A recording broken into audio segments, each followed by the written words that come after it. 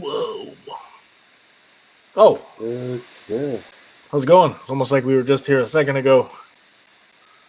Almost. Let's see. What is going on over here on this thing? I'll get rid of this. There we go. I can see what's going on. Chat. Stephanie Palmer. Like 10 minutes ago? Sister. Yes, it's a little slow. Oh. My sister. The original does not give me the option to talk in the chat. Oh, got another one. Bro, it doesn't. So, like, that's the one thing about this, the Chrome is, like, it doesn't allow me to actually commentate on here. That's funny. But, oh well. What does it say? Messages. For Facebook profiles. No idea. Oh well. Yeah, well, anyways, here we are tonight, working with my temporary setup at my hotel here, where I'm going to be living at for a couple of months. Basically, living in a hotel. I'm sure it's not 5-star because people we work for are cheap.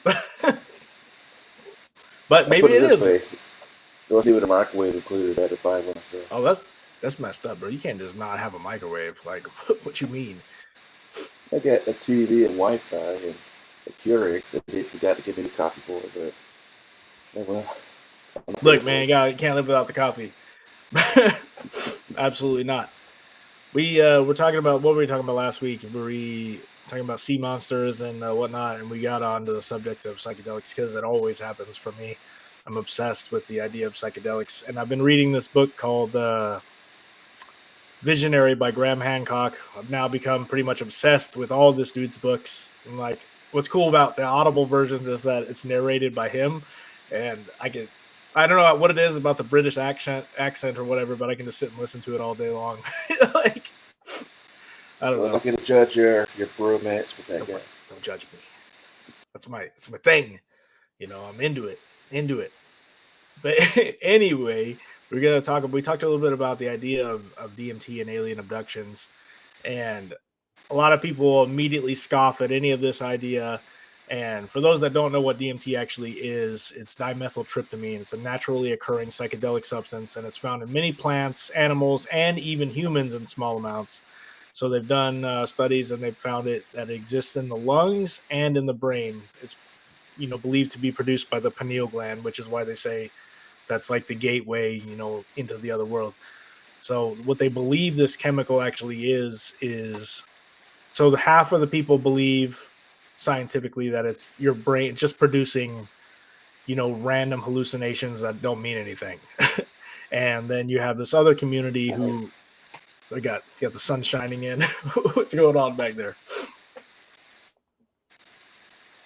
Is that the lamp, dude, creating all those different lights? Yeah, but it's something in the book, yeah, so it's actually working better without them. Right. So in a nutshell, what DMT really is like, if you know anything about acid or any of these kind of chemicals like mushrooms that make you essentially hallucinate, whatever you want to call it. So DMT is known to cause vivid hallucinations across all senses. Users report seeing geometric patterns, fantastical creatures, that's important, and even entirely different worlds. It can also distort a person's sense of time and self. So some people, when they do this stuff, like they say that they go somewhere, and I've talked to somebody who said that they lived an entire lifetime in another reality in the span of 30 minutes that they were freaking essentially on this chemical. Mm-hmm. And again, a lot of people would argue to the death that it is real, the place that you're going, and I would argue that as well. An important notion about like Graham Hancock is that he started his journey exploring this stuff as a devout atheist, and the more he's gotten into it, the more he's interviewed shamans from all around the world, he believes that these worlds are actually real. Like you're encountering intelligent beings. And even if we just are hallucinating this, right? Even if it is just a hallucination like mainstream science would tell you, how is it that so many people experience the exact same hallucinations? Like from Right. different walks of life all over the world, you get so many people that literally experience the same things, dealing with mechanical elves is one, for example, which sounds hella weird, but that's literally what they call I've those. heard. So mechanical elves, a lot of people experience, a great number of people experience, interacting with gray aliens, gray extraterrestrials, whatever you want to call it. And they say that Is that is always, your buddy, isn't it? yeah, my buddies, right? And which leads me to this entire idea. So again, the dude starts out the book by interviewing essentially shamans from all over the world who have, who go into spirit world journeys. And what they experience in these spirit world journeys a lot is like sometimes like what do they call surgery, where they're literally being pierced with things, like they're getting operated on, but it's not their physical body, it's this other body, other dimensional body. And what he started to realize when he interviewed all these Gotcha. people from all over the world is that you got people from, Africa saying this, people from South America saying the same things. Like, how could that be, a coincidence, right? And a lot of these people are experiencing this not on DMT. So, what he's suggesting is that essentially we are capable of releasing this chemical, in our body by itself, and maybe some people spontaneously release it. So, like the people like Betty and Bonnie Hill experience UFO abduction, like perhaps they're overproducing DMT, or maybe like that's what happened to me, or maybe that's what's happened to you. Maybe your body overproduces DMT already, and that's why you've experienced the things that you've experienced. But the question is, Especially in the dream world, yeah. right? I mean, when people describe, or like when I've taken, psychedelics like DMT, it is like entering a dream. It may as well be the best way you could possibly describe it, as like a vivid dream. But you can literally interact with different beings in this world. Or in my case, like for example, when I took a whole bunch of mushrooms, it was out in the woods, and people laugh at this, but I interacted with a tree for about an hour. And I believe it. a lot of people laugh about it, but if you watch Our Living World on Netflix, the stuff that science is figuring out now, the trees told me like 20 years ago when I was out in the woods, that everything in the nature is connected in such a way. That that's just like the nothing. That's one of the most common things that people ask about when people do psychedelics like nothing. And yes, like, but I have a friend who's a pretty, you could say, he's a psychonaut. He's somebody who takes it all the time, and he told me there's no such thing as a bad trip. So if you have a bad trip, it is something you need to face, and then the psychedelic is showing you that. So what they do when you put this kind of stuff in your body is it dissolves all the barriers that you put up for yourself. So if you eat a bunch of mushrooms, you are then going to face the stuff that you've been hiding. And that's what people would view as a bad trip. It's going to dissolve all these barriers, and you're going to face whatever it is.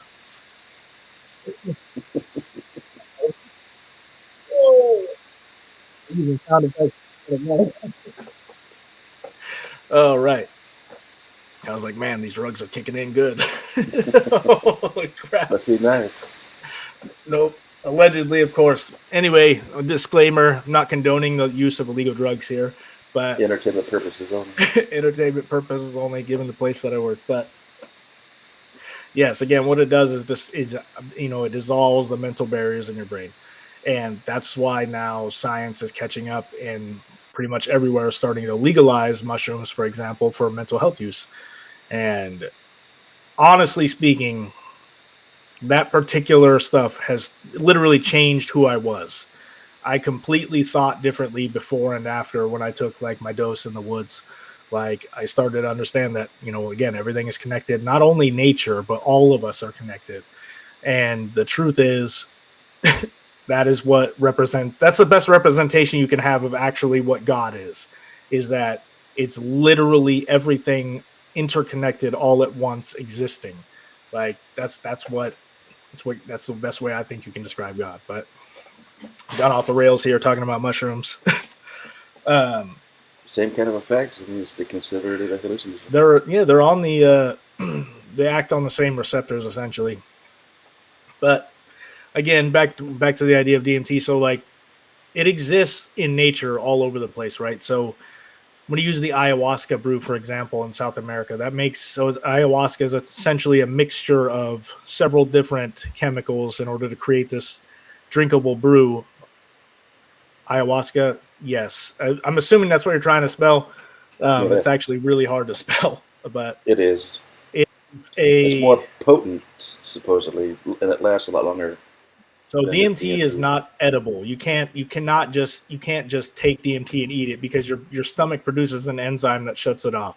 So in South America or it's Mesoamerica, wherever they make this, they learned how to produce a brew again called ayahuasca, where it's a mixture of a couple different chemicals, a less psychoactive plant, and I don't know the exact name of it, and the one that produces DMT. I wish I would have looked up the actual ingredients on this one. But anyway, the way that these plants interact, it makes it to where your body can process the DMT.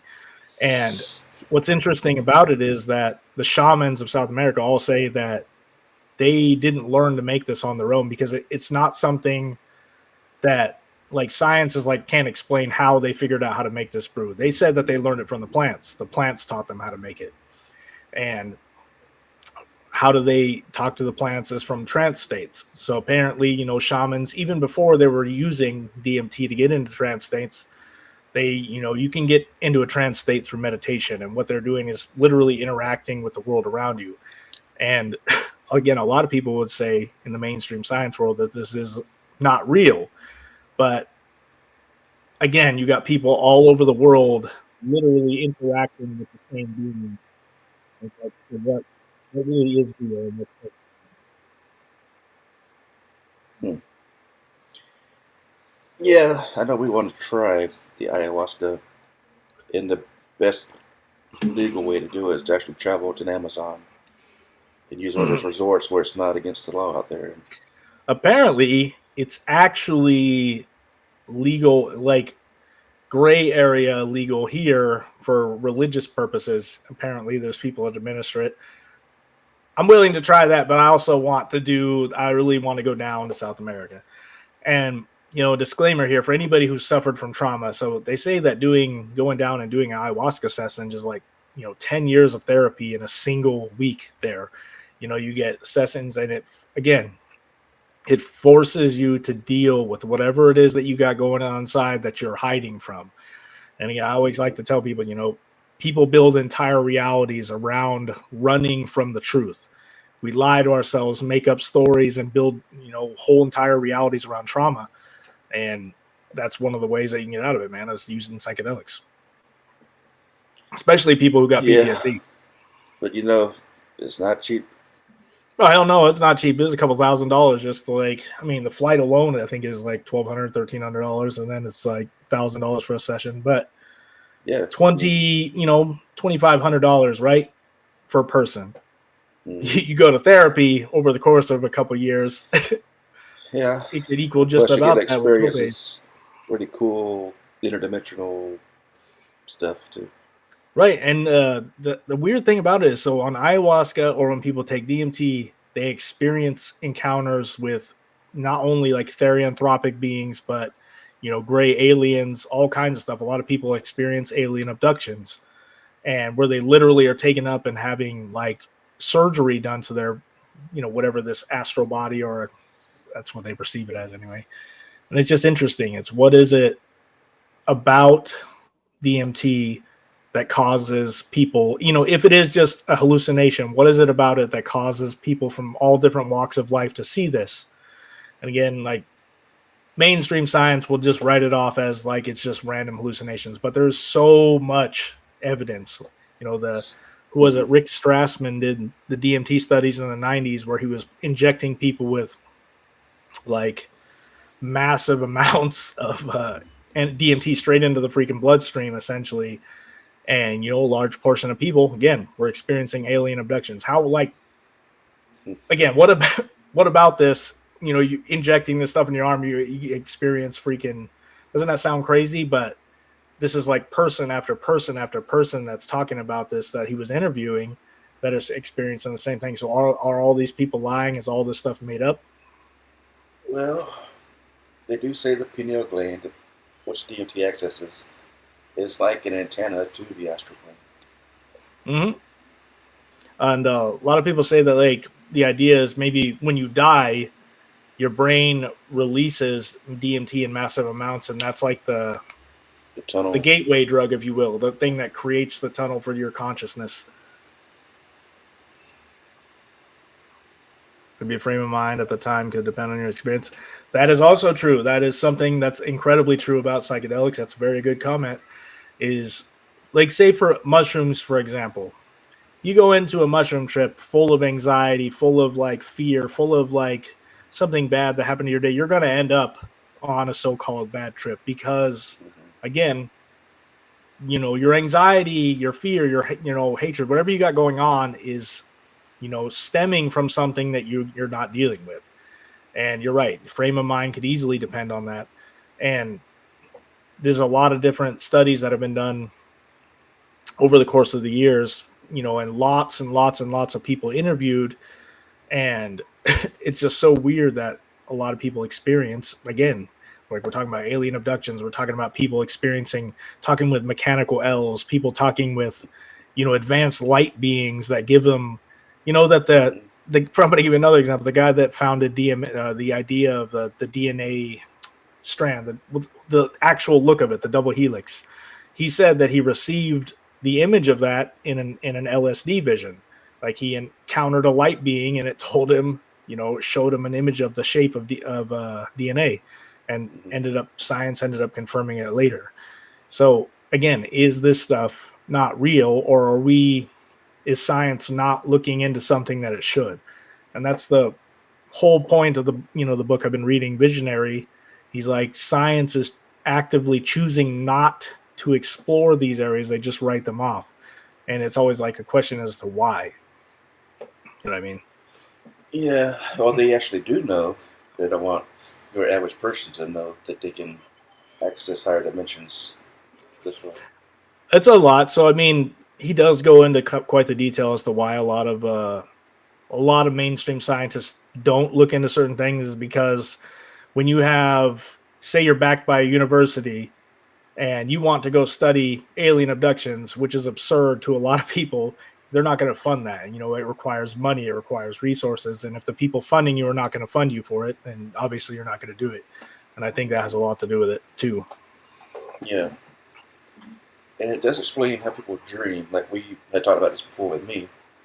That my dreams are always so vivid and lucid that it could be my brain's producing more DMT or not breaking it down as much as ordinary people. Like even last night, I dreamed that I was looking at the sky and using special sunglasses. I could see like multiple suns in the sky. You know, just weird shit like that. But it's freaking nuts, man. Mm-hmm. And that's my Like, normal dream. That kind of a lucid lot dream. of people experience, again, like the ability to lucid dream, you know, the ability to essentially become God in your own dreams, like you talk about. Like, that's not a, like, normal folks, you tell them about that and they're like, what does that even mean? You know, you're full of crap, you can't do that. But the truth is, if you can recognize that you're dreaming with it while you're dreaming, like, you can literally become Yeah, God in your dreams. it's amazing, and even that realization that you're existing within your body, not even using your body. Hmm. That's the, like, the ultimate truth, is that you know, this isn't really you. You know, the person, what is it, you are not the one thinking, you are the observer of your thoughts, or something like that. It's probably more profound than that, but hey, whatever. I get it, and like it's weird. I tried entertainment purposes only DMT, and it had no effect on me. Right. Go back to a little bit freaking that's weird. It's incredibly weird that it didn't. So I'm wondering if, like, maybe the thing that was procured and ended up not being a good one, and that does happen. It's But possible. because recently, you know, I don't know, I had another one, but Disclaimer: not advocating for the use of drugs in any way, but if you ever get a chance to use DMT in your life, it will change your life. Or use mushrooms in your life, it will change your life without a doubt. Like, don't even don't think twice about it. But anyway, so back to the idea. Rick Strassman, he's the guy that did the DMT studies in the early '90s. So his focus, because I just found this, I was down deep in my notes. So his focus was conducting the first U.S. government-approved human DMT research at the University of New Mexico between 1990 and 1995. The primary aim was to investigate the effects of DMT on human subjects in a controlled setting. So the study involved over 60 healthy volunteers who received various DMT doses intravenously. Researchers monitored their physiological and psychological responses through the experience.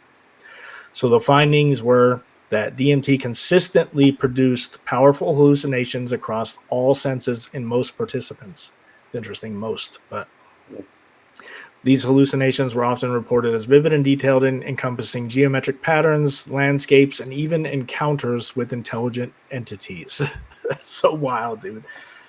So near-death experiences. Interestingly, many volunteers described experiences similar to NDEs, which is, again, near-death experiences, including feelings of separations from the body, traveling through tunnels, and encountering bright lights. Again, the idea. So his hypothesis at the end, based on his findings, Strassman theorized that DMT might be produced naturally in the pineal gland during NDEs, near-death states, or other profound experiences. However, again, this disclaimer always, however, there's currently no scientific evidence to directly support this hypothesis. But it is interesting.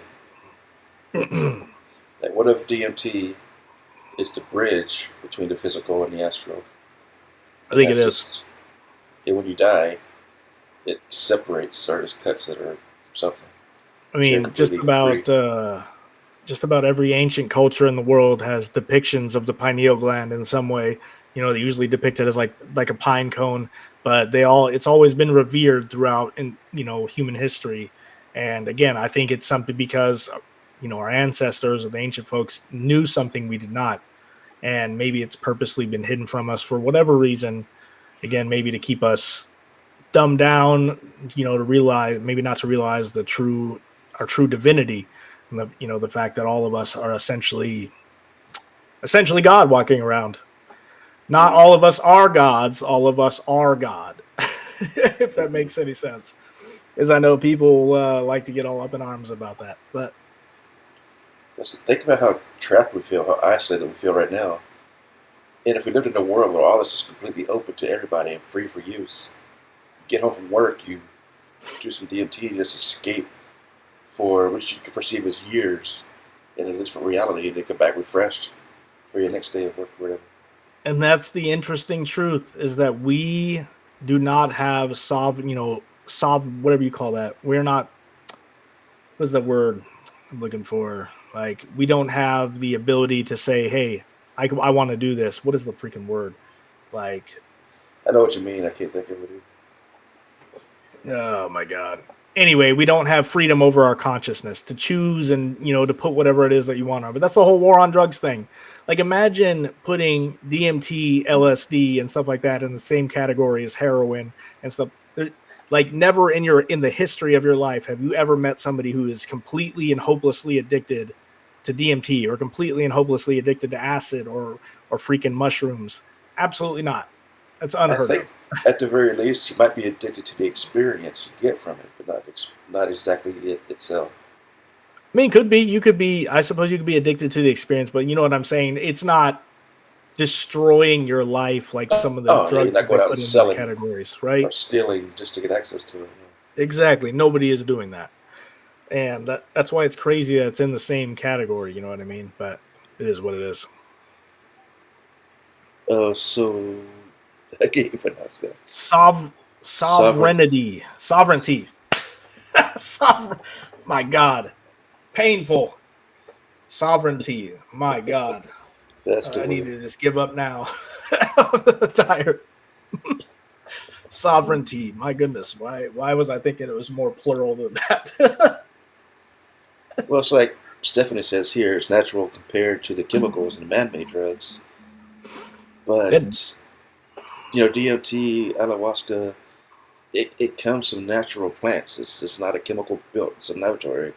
It's nature. mhm. Like marijuana, it's natural. It's not chemical. That's the difference, really. Literally freaking grows like that. Like, and it, as Cat Williams says, if you should so happen to set it on fire, it does have some effects. You know what I mean? But yeah, drugs, like that's not the same thing, man. Again, DMT exists completely in nature, just like peyote. There's, how many psychedelics exist in nature? Just like all of them, all the psychedelics that are made pretty much are in nature, minus what I think what is it, designer drugs like MDMA. That, but I don't really necessarily consider those psychedelic, even though they really kind of are. But those I think are man-made. But LSD is synthesized from ergot, which is a fungus. DMT comes from different, like there are all kinds of different plants. The Mimoma hostilis plant, I think it's called. Um, Mushrooms are obviously they just grow in the ground. Well, there's a Interesting. resort in Atlanta that I saw does retreats for ayahuasca, but it's like a Mm-hmm. couple grand for the resort. It's like 3 or 4 days long, so you would need to be on vacation from your job. You could just do it on a weekend, but at least it's closer to home, so I might be able to check into something like that. Apparently there's somebody out here that does it. I mean, I might do it. Like it's definitely not this is not something that you would do as a recreational thing. This is a Oh no, real commitment. Just like, you gotta bro, respect it. taking LSD is like a real commitment. Like that's 12 hours of freaking you're stuck. You ain't going nowhere, you know what I mean? You Mm-hmm. know, but in any case, man, about out of time. It's blown by. It's a good conversation, a good topic. Mm-hmm. Yeah. So that's definitely my goal, man. Is to you go take some of that, and hopefully, like I'm seeing a lot of people that are starting to definitely accept the idea of psychedelics more, but there's still obviously a lot of people that are indoctrinated by the society. Like honestly speaking, like everything negative you've ever heard about psychedelics, oh, they're drugs, or that you're going to be addicted forever, like that comes from media propaganda. How long is it? What are you talking about? This means the ayahuasca. None of them. It doesn't show up in drug tests None of them do. The only thing that shows up is weed or marijuana, whatever you or want to call it. THC specifically. Yep. Like the CBD doesn't show up. So disclaimer: LSD can be found in a hair follicle test if you're doing, I don't know what freaking places do hair follicle tests, but yes, that one can be found in hair follicle tests. But as far as mushrooms, all the other ones they don't show up in your urine. They want you to think that, so you're scared to try stuff. Yeah, it's 100%. I can tell you without a doubt that they don't, because I've taken a lot of drug tests in my life because I used to be addicted to stuff I shouldn't have been addicted to. You know what I mean? So, Mm-hmm. 100% can tell you that they don't show up. But anyway, for entertainment purposes only here. Entertainment purposes. Oh goodness. All right, man. Well, that about wraps it up for me. I'm about out of time here. Yeah. All right. Well, great topic. Good show. I guess we'll come back Yeah. next Monday, and decide on what we're going to talk about then. Go from there. Yep. All right, man. You can take it easy. All right. You too. Later. All right. We're going to wrap up tonight. Good show. Good topic. I do apologize for my temporary accommodations as I'm working out of a hotel. I did bring my webcam. I didn't bring my microphone. I had a limited space. I'm using the built-in mic, so the quality might not be as good, so I apologize. But we'll be back next Monday, and I'm not sure what the topic will be, but I will be posting it on the Facebook group. So with some reminders, we'll go from there. Anyway, thanks for watching. I'll catch you guys later. I want to say thank you to everybody who showed up in the chat and interacted, Stephanie and Alicia. I'll catch you guys later.